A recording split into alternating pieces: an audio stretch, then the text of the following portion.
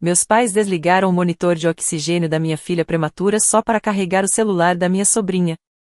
Ela precisava postar a dancinha dela no TikTok antes dos amigos, segundo minha mãe. Essa maquininha idiota que apita pode esperar, disse ela, com total desprezo. Os alarmes começaram a disparar e meu bebê começou a ficar azul. Pare de ser uma dramática paranoica, minha mãe retrucou. Os bebês sobreviveram por séculos sem essas porcarias. E, francamente, os fracos não merecem viver mesmo. Meu pai ainda teve a audácia de concordar, enquanto minha sobrinha ria e se filmava dançando bem ali, ao lado do meu bebê lutando para respirar. Quando tentei religar o monitor, minha irmã segurou meu braço com força e sibilou, nem pense em estragar o momento dela. Isso vai ficar desligado até ela terminar. Eu não discuti. Eu não gritei. Apenas liguei discretamente para o 911 e gravei toda a reação insensível deles enquanto minha filha lutava pela vida. Estou tremendo só de relembrar enquanto escrevo isso.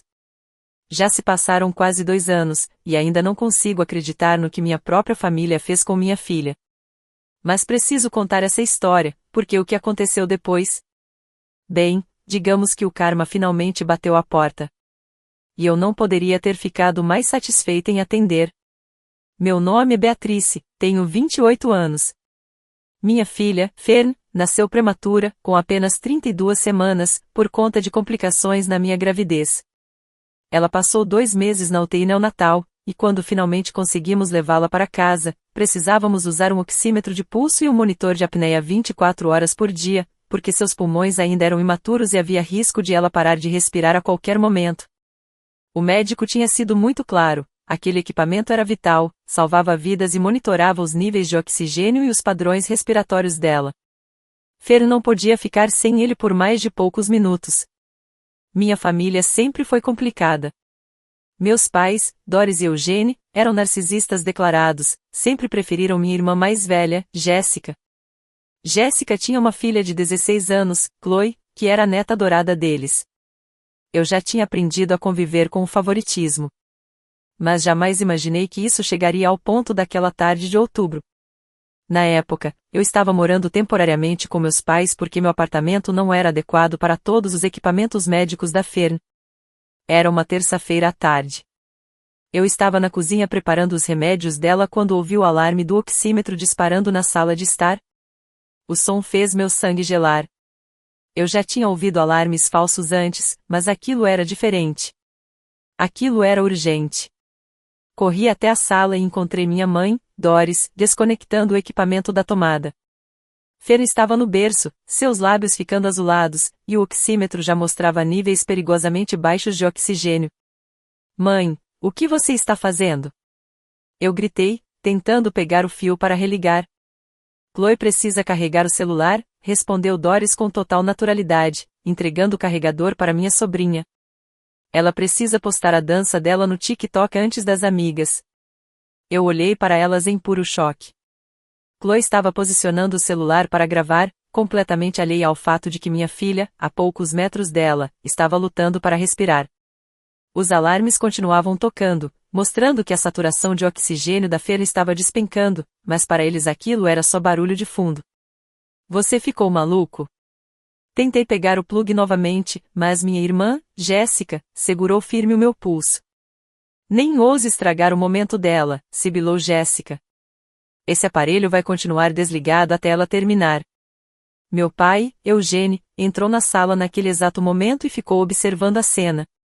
Ao invés de demonstrar qualquer preocupação pela neta, apenas revirou os olhos para mim. Pare de ser tão paranoica e dramática, disse ele, se jogando na poltrona com preguiça. Bebês sobreviveram por séculos sem essas porcarias, e francamente, os fracos não merecem viver mesmo. Foi como levar um soco no estômago. Meu próprio pai acabava de dizer que minha filha prematura não merecia viver, enquanto ela literalmente ficava azul na frente dele, com os níveis de oxigênio despencando. Chloe riu e começou a se filmar dançando, com o celular agora totalmente carregado e conectado justamente na tomada onde estava o equipamento que mantinha Fern viva. Ela fazia uma dancinha moderna, completamente alheia ao fato de estar, literalmente, dançando ao lado de uma bebê lutando para respirar. Naquele momento, algo dentro de mim se rompeu. Não foi raiva.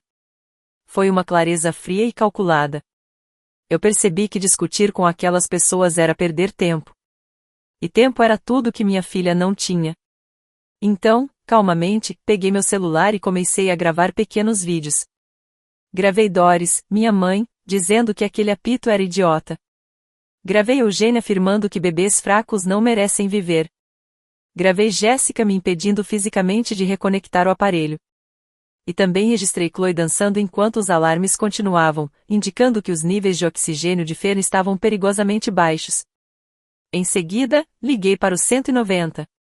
190, qual é a sua emergência? O monitor de apneia e o oxímetro de pulso da minha bebê prematura de 3 meses foram desligados e os níveis de oxigênio dela estão caindo. Preciso de paramédicos com urgência.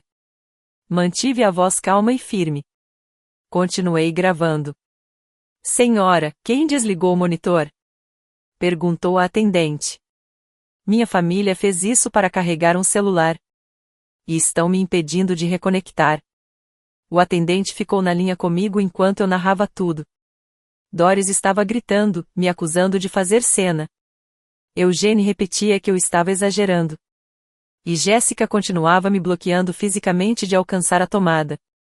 Enquanto isso, Chloe seguia dançando, totalmente absorta no próprio telefone. Os paramédicos chegaram em 6 minutos, mas pareceram horas.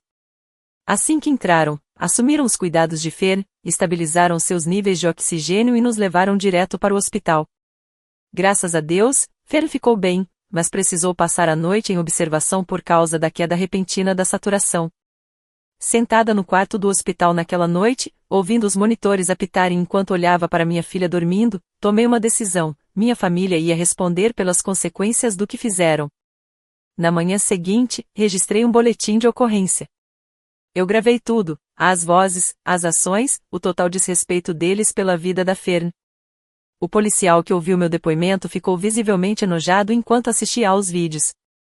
Senhora, isso aqui, no mínimo, é colocar a vida de uma criança em risco, ele disse. Vamos abrir um boletim de ocorrência. Mas eu ainda não tinha terminado. Também liguei para o conselho tutelar e registrei formalmente a denúncia. Eu queria que tudo estivesse documentado, sem brechas. Depois, fiz algo que mudaria tudo. Postei aqueles vídeos nas redes sociais. Criei uma conta no TikTok só para isso e publiquei a gravação em pequenos clipes, com a legenda: minha família desconectou o oxímetro do meu bebê prematuro para carregar o celular da minha sobrinha. Eles disseram: bebês fracos não merecem viver. O que aconteceu depois? O vídeo viralizou da noite para o dia. Estou falando de milhões de visualizações, milhares de compartilhamentos e dezenas de milhares de comentários. As pessoas ficaram revoltadas. Logo o vídeo já estava no Facebook, Twitter, Instagram e até no Reddit. As emissoras locais divulgaram. As emissoras nacionais divulgaram. Em menos de 48 horas, minha família tinha se tornado famosa na internet pelos motivos errados. Mas deixe eu voltar um pouco e contar o que aconteceu nos primeiros dias, porque aquilo foi como assistir a um acidente de carro em câmera lenta. Na manhã seguinte à postagem, acordei com mais de 3.000 notificações no celular. O vídeo já tinha 50.000 visualizações e continuava subindo. As pessoas compartilhavam com legendas do tipo: essa é a coisa mais horrível que já vi. Como uma família pode fazer isso com um bebê? Os comentários eram brutais. Chamavam minha família de monstros, psicopatas e coisas piores. Alguém já tinha identificado eles pelo nome e estava divulgando seus perfis nas redes sociais. Outros estavam até expondo endereços e locais de trabalho. Eu não esperava esse nível de investigação por parte de completos desconhecidos da internet, mas também não ia impedir. Às 6 da manhã meu telefone tocou. Era minha mãe, Doris, gritando comigo. Beatatrice, o que você fez? Tira esse vídeo do ar agora. As pessoas estão ligando aqui em casa, estão mandando mensagens horríveis. Isso é loucura. Não, respondi, calma. Não vou tirar do ar. Você está destruindo nossas vidas por nada. A Fern está bem. Você está sendo vingativa, cruel. Mãe, você desligou os aparelhos que mantinham minha filha viva para carregar um telefone. Você disse que bebês fracos não merecem viver. Está tudo gravado. Eu não vou apagar nada. Ela desligou na minha cara. Em menos de uma hora, minha irmã Jéssica me ligou. Depois foi meu pai. Depois Chloe.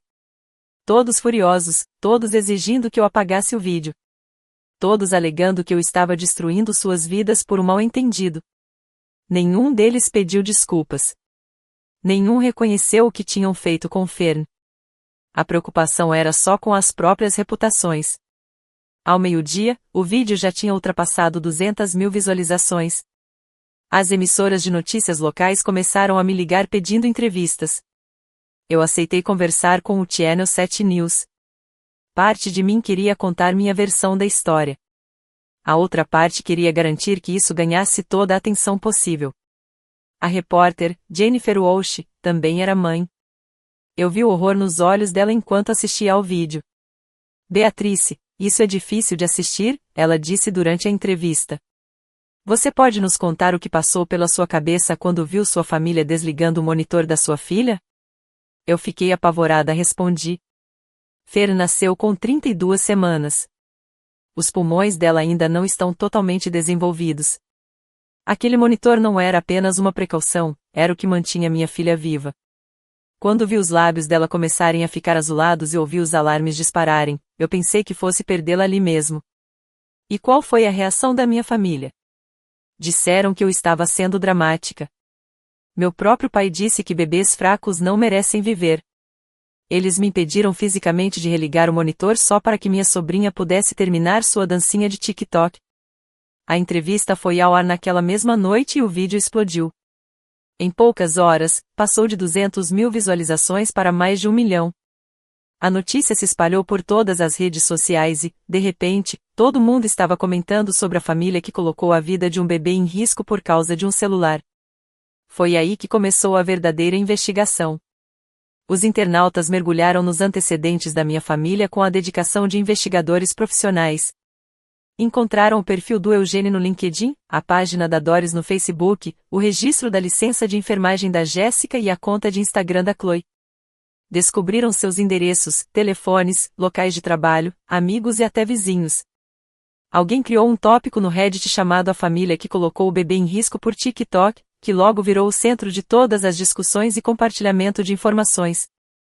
As pessoas postavam capturas de tela das redes sociais deles, fotos das casas, informações sobre seus empregos e detalhes da vida deles que nem eu mesma sabia. O tópico acumulou milhares de comentários, todos expressando indignação e repulsa. Muita gente compartilhava suas próprias histórias de bebês prematuros, das dificuldades de manter seus filhos vivos, da importância vital de equipamentos médicos como aquele. Comentavam como o vídeo os fazia chorar, como não conseguiam sequer imaginar tratando um neto ou bisneto daquela forma. Mas o que realmente selou o destino da minha família foram as postagens antigas que as pessoas começaram a encontrar. Não foi difícil perceber que aquele episódio não era um caso isolado. Alguém encontrou um comentário da Doris, feito 2 anos antes no Facebook, onde ela reclamava de pais superprotetores e de suas obsessões ridículas por segurança. Ela escreveu: as crianças de hoje em dia são mimadas demais. Criamos nossos filhos sem cadeirinha, sem capacete, sem essas frescuras, e todos sobreviveram. Encontraram também posts da Jéssica zombando de mães no ambiente de trabalho dela como enfermeira, ridicularizando pais que faziam muitas perguntas sobre os cuidados com seus filhos. Ela havia escrito: alguns pais precisam relaxar e deixar os profissionais fazerem seu trabalho, ao invés de entrar em pânico por qualquer bobagem. Mas o pior de tudo foi a conta da Chloe no TikTok. Estava cheia de vídeos dela dançando em lugares completamente inapropriados, durante funerais, em hospitais enquanto visitava parentes doentes e até em cerimônias memoriais. O padrão era claro, ela não tinha noção de respeito ou bom senso para situações sérias. Esses detetives da internet juntaram todas essas provas e pintaram o retrato completo de uma família insensível e egocêntrica.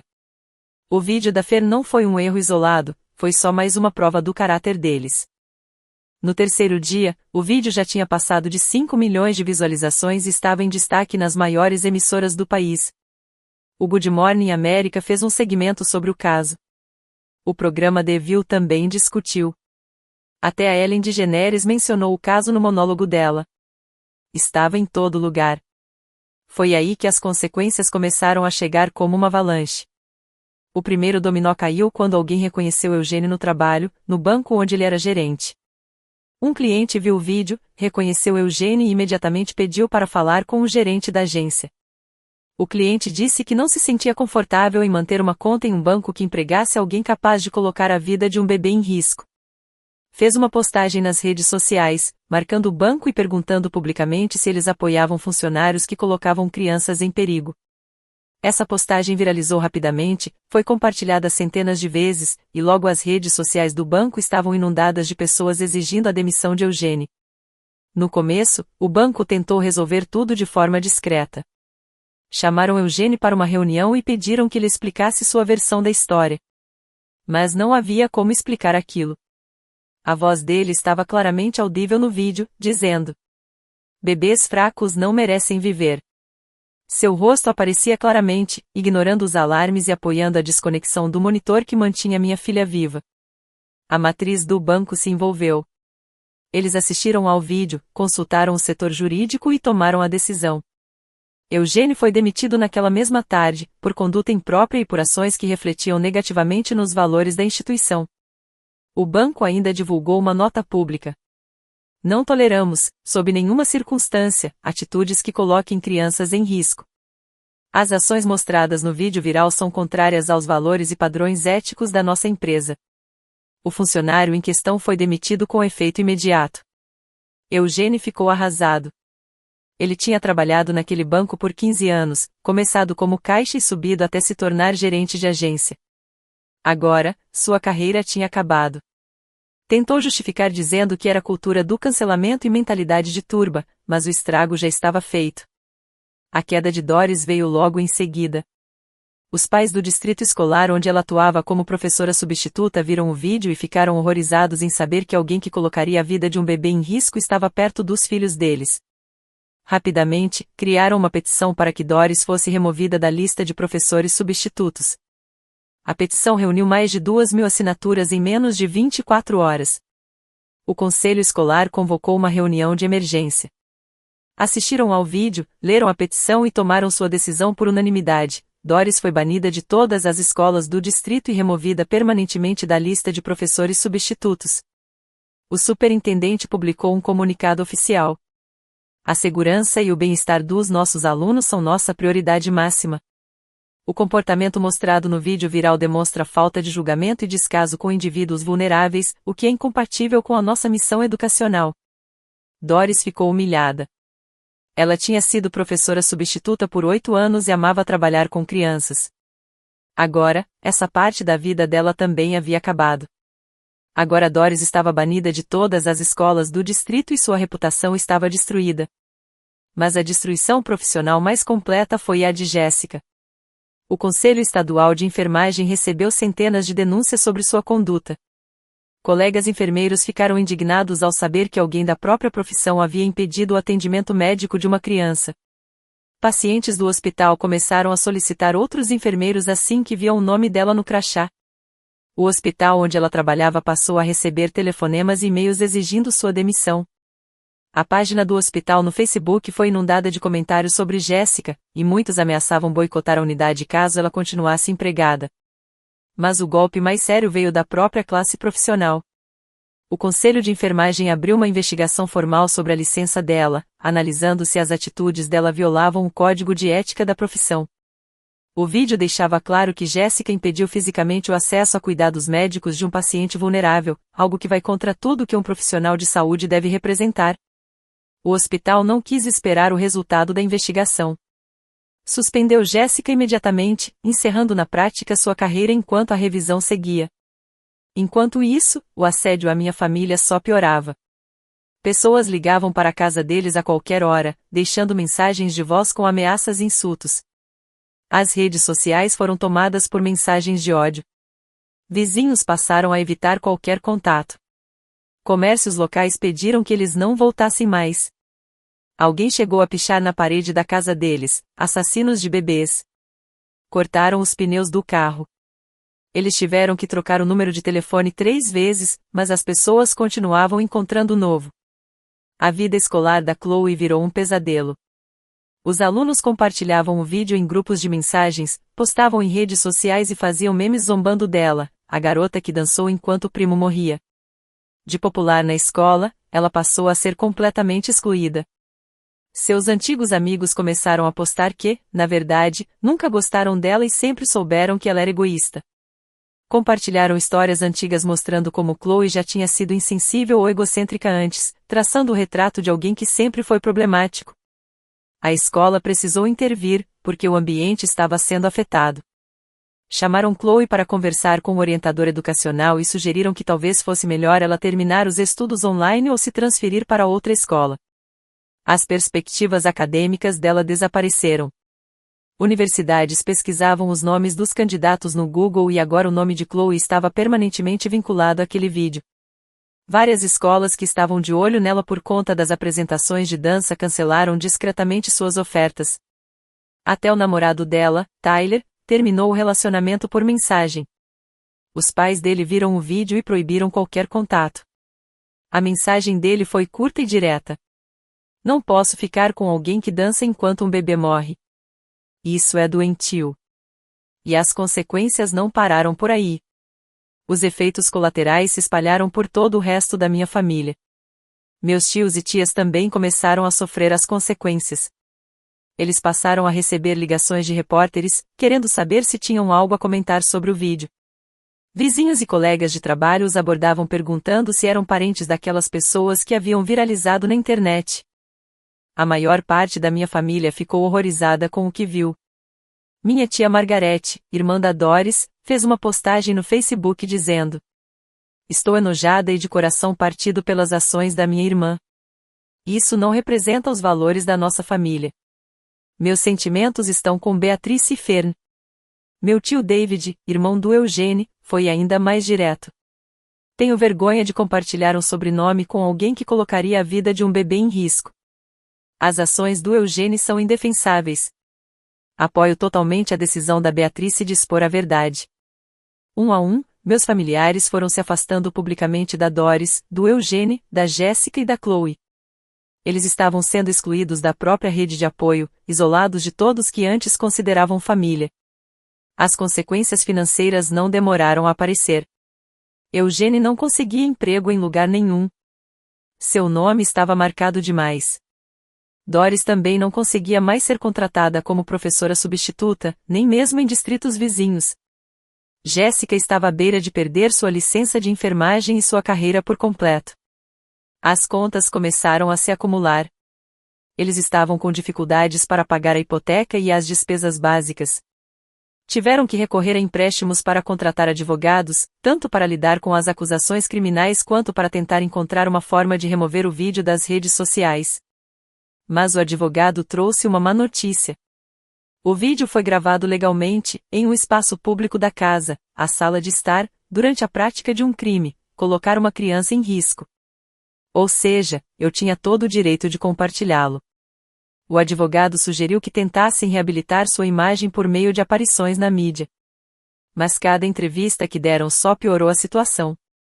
Eles passaram a impressão de serem narcisistas, sem arrependimento e completamente desconectados da gravidade do que haviam feito. A pior entrevista foi para uma emissora local, onde tentaram se pintar como vítimas.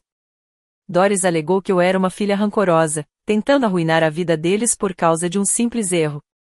Eugênia afirmou que Fer nunca esteve em perigo real e que os pais de hoje em dia são paranoicos com qualquer coisa.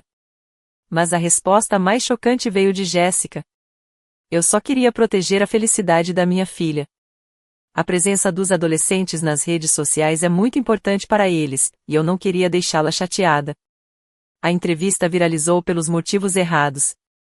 As pessoas ficaram indignadas com a completa falta de remorso, a mentalidade de vítima e a forma como continuavam minimizando a gravidade do que fizeram.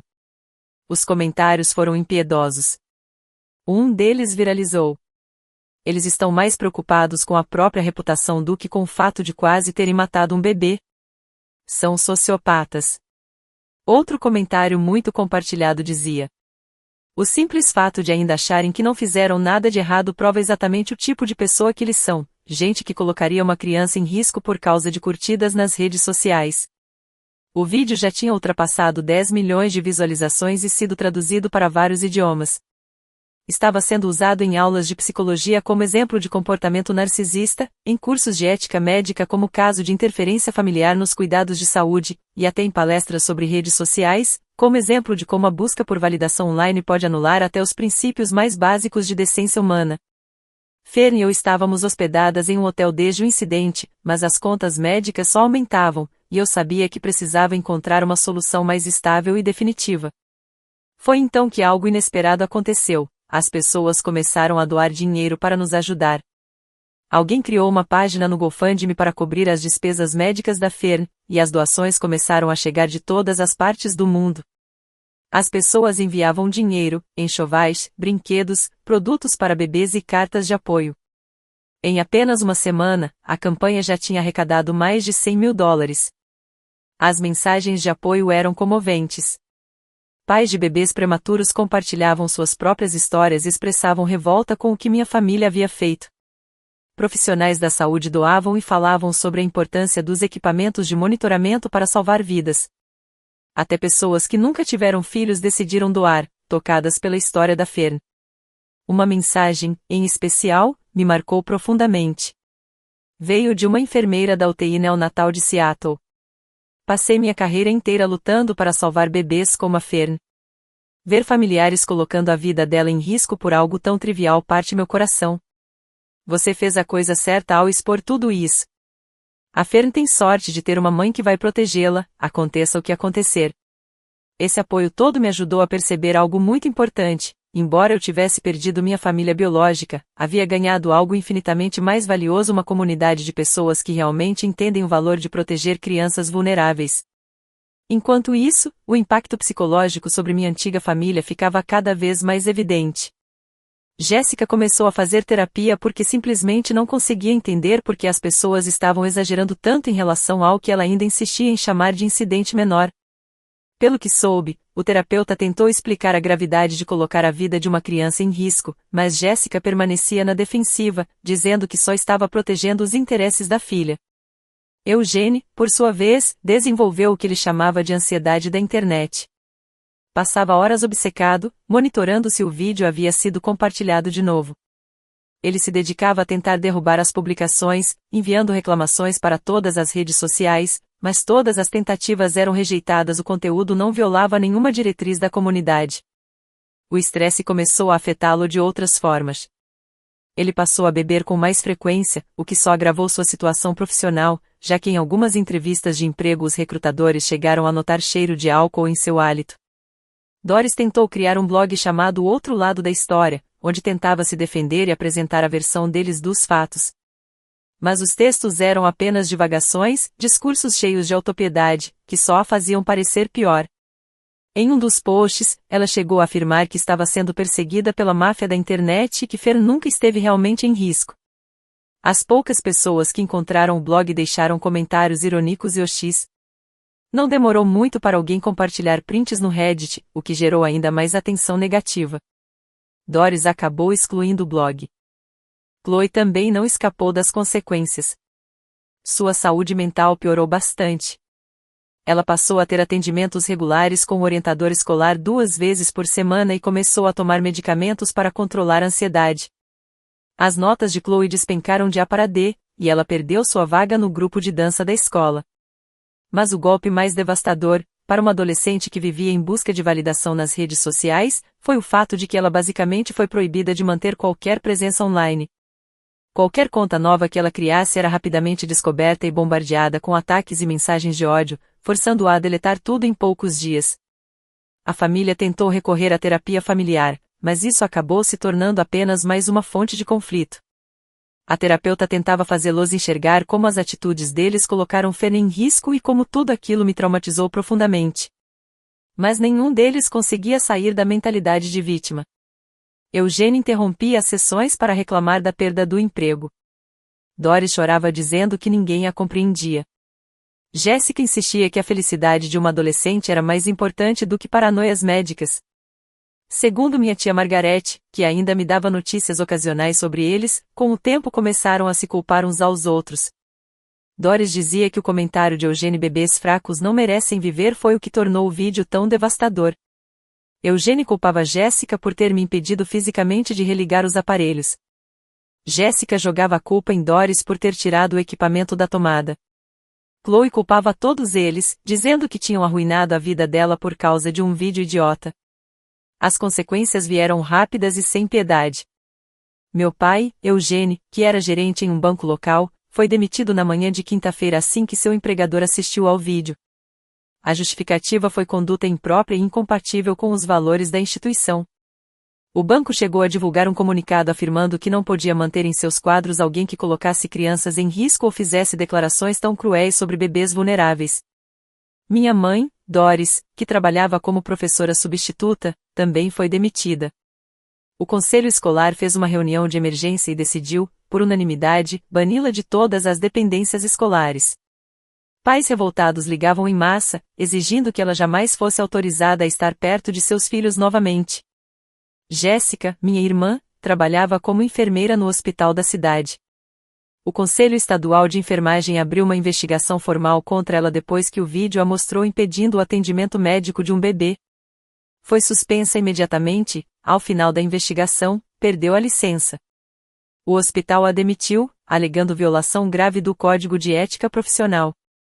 Mas a queda mais dolorosa foi a de Chloe. Ela estava no penúltimo ano do ensino médio e era extremamente popular. Havia sido eleita rainha do baile no ano anterior e era cotada para ser a oradora da turma. Mas quando o vídeo viralizou, seus colegas a reconheceram na hora. Rapidamente, começaram a compartilhar o vídeo com legendas cruéis como: Chloe dançando enquanto o primo bebê morre. Chloe se importa mais com o TikTok do que com a vida humana. O assédio foi impiedoso. Pais reclamavam para a escola. As inscrições de Chloe para a faculdade ficaram comprometidas, pois os comitês de admissão também haviam visto o vídeo. O namorado terminou com ela. Seu grupo de amigas a abandonou. Ela passou de garota mais popular da escola a alguém completamente isolada e rejeitada.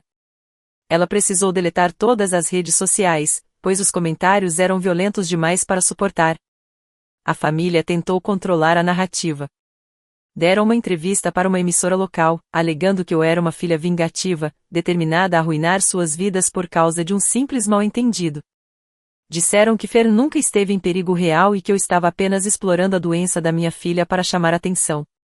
Isso saiu completamente pela culatra. A entrevista viralizou justamente pelo quão insensíveis e narcisistas todos soaram. Eugênie chegou a dizer: o bebê provavelmente está bem. Eles são mais fortes do que as pessoas pensam. Enquanto Doris concordava com a cabeça, Jéssica afirmou que só estava tentando proteger a felicidade da filha, porque redes sociais são importantes para adolescentes. A reação do público foi ainda mais brutal do que antes. As pessoas começaram a vasculhar os antecedentes deles, descobriram endereços, empregos, perfis nas redes sociais. Tiveram que mudar de número de telefone várias vezes por causa do assédio. Mas eu não tinha terminado. Procurei um advogado especializado em casos de abuso infantil e entramos com uma ação civil contra os três por sofrimento emocional, despesas médicas e abuso. O advogado aceitou o caso pro bono porque também estava profundamente indignado com o comportamento deles. Além disso, as acusações criminais estavam avançando. O promotor decidiu processar os 3 adultos por abuso infantil. Eugênie ainda enfrentava acusações adicionais por seus comentários sobre bebês fracos não merecem viver, que o promotor interpretou como prova clara de intenção de causar dano. O julgamento foi marcado para o outono seguinte. Mas, a essa altura, minha família já tinha perdido tudo. Eugênie não conseguia emprego em lugar nenhum. Ao digitar seu nome no Google, sua história era sempre o primeiro resultado. Teve que se mudar para a casa da mãe idosa porque não conseguia mais pagar a hipoteca. Doris acabou trabalhando num posto de gasolina, ganhando salário mínimo, o único lugar que ainda a contratava. Passava seus turnos escondida sob um boné e óculos escuros para não ser reconhecida. Jéssica arrumou emprego num call center usando o nome de solteira, mas não durou muito. Logo os colegas descobriram quem ela era. Chloe precisou trocar de escola, porque o assédio era insuportável. Suas chances de faculdade estavam destruídas, perdeu todas as oportunidades de bolsas. estava fazendo tratamento para depressão e ansiedade. O resto da família os cortou completamente. Meus tios e tias se posicionaram publicamente contra eles nas redes sociais. Meus avós mudaram o testamento para excluí-los por completo. 18 meses depois do incidente, recebi uma carta da minha mãe. Eram 12 páginas, todas escritas à mão. Foi a coisa mais patética que já li. Ela me implorava para que eu encontrasse dentro de mim força para perdoá-los. Dizia que eram boas pessoas que cometeram um erro terrível. Afirmava que a punição não era proporcional ao erro e que eu estava destruindo vidas inocentes. A carta era cheia de desculpas esfarrapadas. Ela dizia que naquele dia estava estressada. Que não entendia a gravidade da situação do monitor. Que Chloe era só uma criança que cometeu um erro. Mas então, no último parágrafo, ela escreveu algo que me fez ferver de raiva. Nós amamos Fern e amamos você. Esperamos que um dia você perceba que família é mais importante do que sua necessidade de vingança. Família é mais importante do que vingança. Essas pessoas literalmente colocaram a vida da minha filha em risco por causa de um carregador de celular e um vídeo de TikTok, e ainda achavam que eram as vítimas. Respondi com apenas uma frase. Você fez sua escolha quando escolheu um carregador de celular em vez da vida da minha filha. O julgamento aconteceu em outubro, quase um ano depois do incidente. Eu testemunhei sobre tudo o que aconteceu naquele dia. O júri assistiu aos vídeos que gravei. A defesa tentou argumentar que Fer nunca esteve em risco real e que as ações da minha família foram um erro, não uma maldade. O júri deliberou por menos de 2 horas. Eugênio foi considerado culpado por colocar uma criança em perigo e condenado a 6 meses de prisão no condado, 3 anos de liberdade condicional e 200 horas de serviço comunitário em um hospital infantil. O juiz afirmou que seus comentários sobre bebês fracos não merecem viver revelaram um desprezo cruel pela vida humana, algo que não pode ser tolerado. Doris também foi considerada culpada por colocar uma criança em perigo e recebeu uma sentença de 4 meses de prisão, 2 anos de liberdade condicional e aulas obrigatórias de reeducação parental. O juiz destacou que, como ex-professora, ela deveria ter tido mais bom senso e responsabilidade. Jéssica foi considerada culpada por colocar uma criança em perigo e por interferir em cuidados médicos. Foi condenada a 8 meses de prisão, 3 anos de liberdade condicional e a perda definitiva de sua licença de enfermagem. O juiz ressaltou que suas ações foram particularmente graves, considerando sua formação médica. Chloe, sendo menor de idade, foi sentenciada a 100 horas de serviço comunitário e aconselhamento obrigatório. O juiz afirmou que ela precisava aprender o valor da vida humana acima da busca por validação nas redes sociais. O processo civil foi resolvido fora do tribunal. Eles concordaram em pagar todas as despesas médicas de Fern, além de uma indenização por sofrimento emocional. O valor não foi alto, porque eles já não tinham quase nada. O que importava, no fim, era o princípio. Mas a verdadeira justiça veio nas consequências para suas reputações. Os vídeos nunca deixaram de circular. Tornaram-se um daqueles casos clássicos da internet usados como alerta sobre até onde a obsessão por redes sociais pode levar. As imagens passaram a ser utilizadas em palestras para pais, cursos de ética e programas de conscientização sobre mídias sociais. O nome de Eugênio ficou permanentemente associado à frase bebês fracos não merecem viver. Doris ficou conhecida como a avó que colocou a neta em risco por causa de um carregador de celular. Jéssica, como a enfermeira que impediu o atendimento médico de um bebê. E Chloe, como a adolescente que dançou enquanto o primo bebê morria. Todas tentaram se reinventar, mudaram de cidade, trocaram nomes nas redes sociais, mas a internet não esquece. Os vídeos as acompanham para onde quer que vão. Quase 2 anos depois, soube pela minha tia que Eugênio tentou se candidatar a um emprego em uma loja de ferragens, 3 cidades adiante. O gerente pesquisou seu nome no Google durante a entrevista e o reconheceu na hora. A entrevista terminou ali. Doris tentou se voluntariar em um abrigo de animais, achando que isso ajudaria a limpar sua imagem. Tiveram acesso ao vídeo e recusaram sua inscrição. Jéssica tentou obter certificação como assistente médica, mas o conselho rejeitou a solicitação por causa de sua condenação anterior. Chloe trabalha hoje em um restaurante de fast food em outro estado, morando com parentes. Nunca foi para a faculdade. Seus sonhos de ser influenciadora digital morreram junto com aquele vídeo. Às vezes me pergunto se fui longe demais. Às vezes me pergunto se a punição foi severa demais para o que fizeram. Mas então me lembro do momento em que entrei na sala e vi os níveis de oxigênio da minha filha despencando, enquanto minha família priorizava uma dança do TikTok em vez da vida dela. Lembro do meu pai dizendo: bebês fracos não merecem viver. Eu me lembro da minha irmã me impedindo, fisicamente, de salvar a minha filha. E me lembro de que eles nunca, nem por um segundo, se desculparam. Nem durante o julgamento, nem mesmo quando estavam prestes a ser condenados à prisão. Eles continuaram alegando que eram as vítimas. Diziam que eu era vingativa, cruel. Que eu era uma filha ruim, uma mãe ruim, por ter destruído a vida deles. Nunca reconheceram que quase mataram a Fer naquele dia, causando uma crise grave de dessaturação de oxigênio. Nunca admitiram que agiram errado. Nunca mostraram qualquer remorso pelo que fizeram minha filha passar. A única que pediu desculpas foi Chloe. Mas até isso foi vazio. Ela me mandou uma mensagem no Instagram, dizendo que sentia muito pelo mal-entendido e esperava que eu considerasse o impacto disso no futuro dela.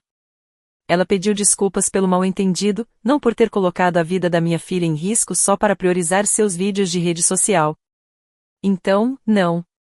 Eu não me arrependo do que fiz. Não me arrependo de ter postado aqueles vídeos. Não me arrependo das consequências que eles enfrentaram. Eles fizeram suas escolhas quando desligaram o aparelho que mantinha minha filha viva só para carregar um celular. Fizeram suas escolhas quando disseram que bebês fracos não merecem viver. Fizeram suas escolhas quando me impediram fisicamente de salvar minha filha. Eu só me certifiquei de que o mundo soubesse quem eles realmente eram. Fer está prosperando agora. Ela tem quase 2 anos e ninguém diria que nasceu prematura. Já não precisa de nenhum aparelho. Está atingindo todos os marcos de desenvolvimento, e é a garotinha mais feliz do mundo. Hoje moramos na nossa própria casa, bem longe da minha antiga família. Construí uma nova vida para nós duas, cercada de pessoas que realmente se importam com o bem-estar da Fern. Encontrei um grupo de apoio para pais de bebês prematuros e finalmente fiz amigos de verdade, pessoas que entendem o que passamos. Fern nunca vai conhecer os avós, a tia ou a prima. E, quando ela tiver idade para perguntar sobre eles, vou contar a verdade. Algumas pessoas se importam mais consigo mesmas do que com aqueles que deveriam amar e proteger. Aprendi que família não tem nada a ver com laços de sangue. Família é quem está ao seu lado quando você mais precisa. Minha antiga família me mostrou quem realmente era naquele dia, e sou grata por ter enxergado isso com tanta clareza. Os vídeos ainda circulam de vez em quando. Geralmente perto de feriados, quando as pessoas falam sobre famílias tóxicas, ou quando alguma notícia sobre vício em redes sociais volta à tona. Sempre que esses vídeos reaparecem, recebo mensagens de apoio, de gente me agradecendo por ter defendido minha filha e mostrado que ações têm consequências. Algumas pessoas me perguntam se sinto falta deles. A resposta sincera é: não. Sinto falta da ideia de ter uma família amorosa e solidária. Mas não sinto falta das pessoas que foram capazes de sacrificar a vida da minha filha por causa de um carregador de celular. Hoje, me tornei uma defensora de pais de bebês prematuros. Participo de grupos de apoio, falo sobre a importância de proteger os mais vulneráveis e sobre confiar no próprio instinto como mãe. Sempre conto minha história. E sempre faço questão de reforçar que, às vezes, as pessoas mais perigosas são justamente aquelas que deveriam nos amar mais. Fern e eu estamos bem.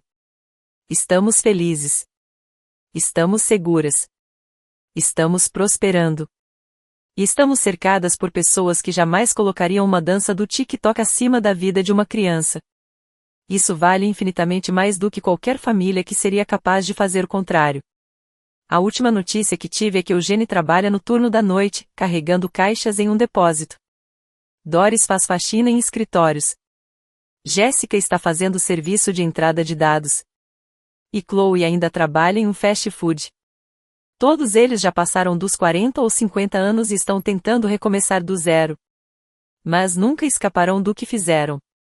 Às vezes me perguntam se acho que eles aprenderam alguma lição. Sinceramente, não sei. E não me importo. O que eu sei é que eles nunca mais terão a chance de machucar outra criança como machucaram a Fern, porque agora o mundo inteiro sabe quem eles são. E, para mim, isso já é justiça suficiente. A internet me deu voz para expor o que eles fizeram. E o mundo aplicou a punição que o sistema legal sozinho jamais teria conseguido impor. Eles escolheram priorizar as redes sociais em vez da vida humana. Então as redes sociais devolveram a punição na mesma moeda. Há uma certa justiça poética nisso, você não acha? Fer está dormindo agora, tranquila no bercinho, enquanto eu termino de escrever essas palavras. Respira com facilidade. Está em paz. Ela está viva. Ela está saudável. Ela está segura. E isso é tudo que importa para mim. Quanto à minha antiga família, eles não são mais minha família. São apenas pessoas com quem compartilho o DNA. Pessoas que fizeram uma escolha que revelou quem realmente eram. Eles escolheram um carregador de celular no lugar da vida da minha filha. Eu escolhi minha filha em vez deles.